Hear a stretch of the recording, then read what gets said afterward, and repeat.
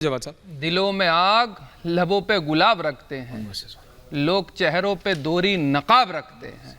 मुझे लगता है अभी तो मैं आचार्य प्रमोद कृष्णन जी बड़े हैं, सम्मानित हैं, मैं भी बहुत सम्मान करता हूं। मुझे लगता है आजकल जो उनका रिमोट है वो भाजपा कार्यालय पहुंच गया है। जैसी भाजपा कार्यालय में रिमोट का button Acharya ji on the other side, Anil, वैसे जो है वो आचार्य जी आजकल बोलने लगे हैं। पहले उन्होंने जितनी आलोचना मुझे लगता माननीय प्रधानमंत्री जी की कि उन्होंने करी है, मुझे लगता किसी कांग्रेस के नेता ने कभी उनकी करी होगी। तमाम उनके वीडियो मौजूद हैं। और तीसरे चरण से पहले उनका ये वक्तव्य आना, या तो आचार्य जी को बुलवाया जा रहा है जैसा कि सब जानते हैं, और या आचार्य जी की अपनी भी बहुत सी राजनीतिक आज इस बात पे डिबेट होनी चाहिए थी। यहाँ पर वास्तविक तौर पर सिर्फ उनको 30 सेकंड जो एक व्यक्ति ने आज टीवी पर आकर खुलासा किया है, आज जो खुलासा किया है, आज वास्तविकता इस बात पे होनी चाहिए थी कि वो कितना भयावह है। I'll give you your time, don't worry. पर आज जितने पैनलिस्ट बैठे हैं, I'll give you your time. TV पे पैनलिस्ट बैठे हैं, उन्होंने आचार्य एक व्यक्ति ने तो यहाँ तक कह दिया कि आचार्य प्रमोद कृष्णन मेरे मित्र थे और आगे भी मित्र रहेंगे। और ऐसा भयावह घोटाला, यानी यहाँ पर वो बात कह रहे हैं, उसके बाद भी वो लोग कह रहे हैं कि मेरे दोस्त रहेंगे। मुझे बताइए कि एक व्यक्ति ने इतनी भयावह स्थिति हिंदू धर्म के बारे में आज खुलासा किया है कि राम मंदिर तोड़ देंगे।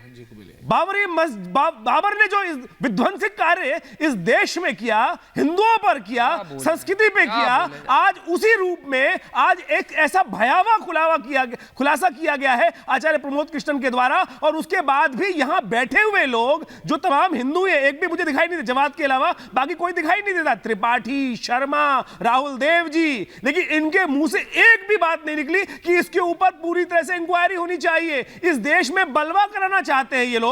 इस देश में राहुल गांधी जो बोल रहे हैं, अगर वो कहना चाहते हैं कि 370 इस देश में जो चल रही थी, नाइंसाफी चल रही थी इस देश के साथ, उसमें और ज्यादा इजाफा करना चाहते हैं, इस देश में बलवा कराना चाहते हैं ये लोग। लगातार सिनेरियो है। मैं यहाँ पर आपको कुछ फोटोग्राफ्स दिखाने की बात करता हूं। राहुल गांधी जी केरल जाते हैं और वहां पर एक पोप साहब उन्हें मिलते हैं और उन्होंने, पर इससे क्या होता है आचार्य जी?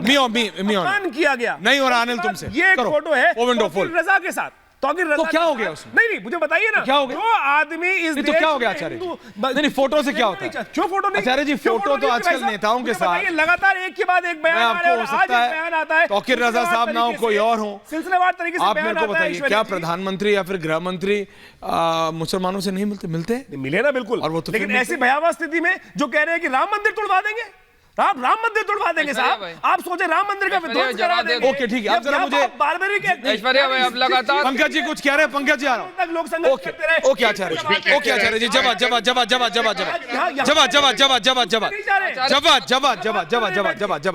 अब सुनिए आचार्य जी। मान जी आ रहा हूं। पंकज जी, किसी ने ऐसा बयान दे दिया होता ना कि मस्जिद तोड़वा देंगे, हो जाता है। अगर इस देश में बलवा हो गया होता, कोई नहीं दे। ओके, इस देश में बलवा हो गया होता, सुन लेते हैं। अगर किसी ने आचार्य जी सुन लिया मैंने आपकी बात। आपका खून नहीं खोल रहा है साहब।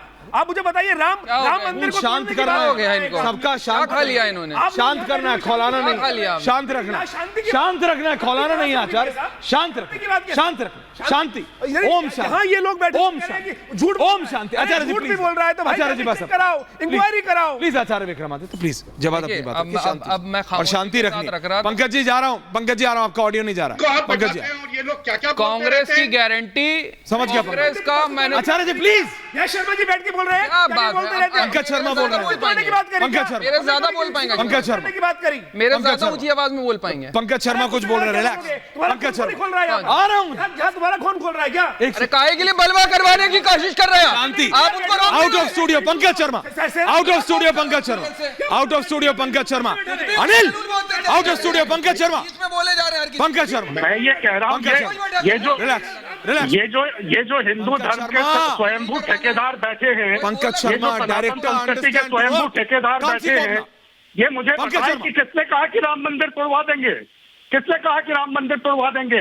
और ऐश्वर्य, आप अपने चैनल पर ऐसों को महंत कहते हैं, महंत कहते हैं, जिन्होंने फिल्म अभिनेत्री के बारे में क्या क्या कहा पिछले साल, आपने सुना नहीं? यहाँ तक कहा कि क्योंकि उन्होंने विवाह कर लिया एक ऐसे समुदाय के व्यक्ति के साथ जो जिनसे ये नफरत करते हैं, तो इन्होंने कहा कि आपको बधाई, अगर आप 1000 लोगों के साथ रात गुजारना चाहें तो रात गुजारिए। और उनकी तुलना एक ऐसी अभिनेत्री से भी की जो बेचारी अपना बंबई में काम करके और अपना रोजगार चला रही है। स्त्रियों के मान जी आ रहा हूं पंकज जी। ओके, जवाब एंड सैयद जवाब को प्लीज बोलने दीजिएगा। आचार्य विक्रमादित्य जी प्लीज, कोई किसी के टाइम के बीच में नहीं बोलेगा। पंकज जी पॉइंट टेकन, जवाब साहब बोलिए। कांग्रेस की गारंटी और बात शांति की। हाँ, मैं तो मोहब्बत Thank you, तो राहुल बस, गांधी thank you। हमेशा कहते हैं और वो ये बार बार कहते हैं कि बोलने नफरत से के नहीं होता, बाजार करने में से होता है। मोहब्बत की दुकान खोल रहा हूँ, बोलने से नहीं होता, कांग्रेस का करने से। मैनिफेस्टो, आचार्य जी, प्लीज कांग्रेस बोलिए। का मैनिफेस्टो जो है वो देश के लिए है। कांग्रेस की मैनिफेस्टो को लेकर उनका लगातार viewpoint है। झूठ बोला कोई जा बात रहा नहीं, जनता को decide है, करने दीजिए। लगातार राहुल गांधी को लेकर के मान जी आ रहा हूं। है, लगातार कांग्रेस पार्टी राहुल जी आ को रहा लेकर के टारगेट करा जा रहा है। क्या कांग्रेस के कभी मैनिफेस्टो के अंदर ये बातें लिखी गई हैं जो भारतीय जनता पार्टी के तमाम लोग और माननीय प्रधानमंत्री जी स्वयं उठा रहे हैं? अब उन्होंने एक नया शगुफा छोड़ा आचार्य प्रमोद कृष्णम जी को उठा करके। अब वो कह रहे हैं ठीक तीसरे चरण से पहले ये मुद्दों की बातें इसलिए नहीं करना चाह रहे हैं क्योंकि मुद्दों पे उनको पता है 170 पार नहीं हो रहे हैं। जो बातें करते थे 400 पार, लाले पड़े हुए 170 पार। कभी जो है मंगलसूत्र पे आ जा रहे हैं, कभी भैंस के ऊपर आ जा रहे हैं, कभी हिंदू मुसलमान पे आ जा रहे हैं। अरे 10 साल के कार्यकाल के अंदर आपने क्या काम करा, आप बताइए उसको लेकर के, वो बताने को नहीं है। और रही राम मंदिर के विरोध की बात, यहां सम्मान होता है प्रभु श्री राम जी का, यहां लोगों के दिलों में बसते हैं प्रभु श्री राम जी। अल्लामा इकबाल ने तो उस वक्त कहा था, है राम के वजूद पर हिंदोसिता को नाज, है राम के वजूद पर हिंदोसिता को नाज, अहले नजर समझते हैं जिनको इमाम हिंद। ये अगर तसव्वुर रखा होता है, अगर चीज यार इनको क्या हो जाता लगातार बीच में, आपने अपनी बात बोली, ये बीच में इनको क्या हो आपने जाता, अपनी क्या बात खा बोली। लिया इन्होंने, मान जी क्या खा लिया इन्होंने, मान जी लगातार बीच में बोलेंगे। आपको नफरत फैलानी, ओके एंडिंग, कोई किसी की फैलाइए जाकर, शांति प्लीज रिलैक्स। भोपा लेके मान जी चौराहे के ऊपर, स्टूडियो चौराहे के ऊपर एंडिंग कमेंट्स। मान जी कृपया, जवाब साहब प्लीज, जवाब साहब, आचार्य जी प्लीज, मान जी सबके पास शांति से, मान जी बोलिए, एंडिंग कमेंट्स मल्टी रखो, बोलिए मान जी। जीवान मैं निवेदन, मैं सुन तो लीजिए, मैं निवेदन पूर्वक कहना चाहता हूँ, निवेदन पूर्वक बोलना चाहता हूँ। अभी एक महोदय बोल रहे थे, राजनीतिक विश्लेषक है, उन्होंने सीधे तौर पे कहा कि ऐसे व्यक्ति को आप महंत कह रहे हो, साधु कह रहे हो, संत कह रहे हो। मैं आपसे मेरा सवाल है महोदय, वो रत्नाकर त्रिपाठी है, वो कांग्रेस के नेता हैं, 53 काशी से आते हैं, 36 टुकड़े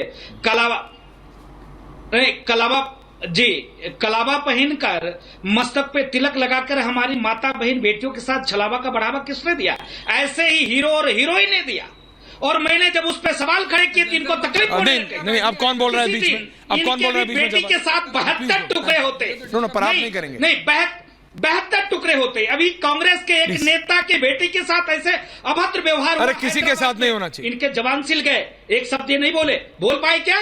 बोल पाए क्या? नहीं बोल पाए। इसीलिए तो मैं बोलता हूं, इसीलिए राजू दास खराब है, साधु नहीं है, अपराधी है, आतंकवादी। ये देखिए, बोलने की इनको तमीज है, कांग्रेस के नेता को यही बोलने का तमीज है। ऐसे बोलते हैं, बताते अरे ये मानते क्या उखाड़ लेगा, क्या बिगाड़ लेगा? अरे पहले सभ्यता सीख लो, नहीं तो स्थिति आ जाएगी ना 40 से 400 पे थे ना, 10 सीट नहीं मिलेगा। क्योंकि राहुल देव जी, सारी बात आखिरकार आके आ जाती है इलेक्शन पे। जी मान राहुल देव जी, सारी बात आखिरकार आ जाती है इलेक्शन पे, सारी बात आ जाती है नंबर्स पे, सारी बात आती है कि सरकार किसकी बन रही है। तो क्या आप ये कह रहे हैं कि जो आचार्य प्रमोद कृष्णम ने कहा, जो इतना स्ट्रॉन्ग कमेंट किया, वो भी सिर्फ इलेक्शन के चलते हैं? राहुल जी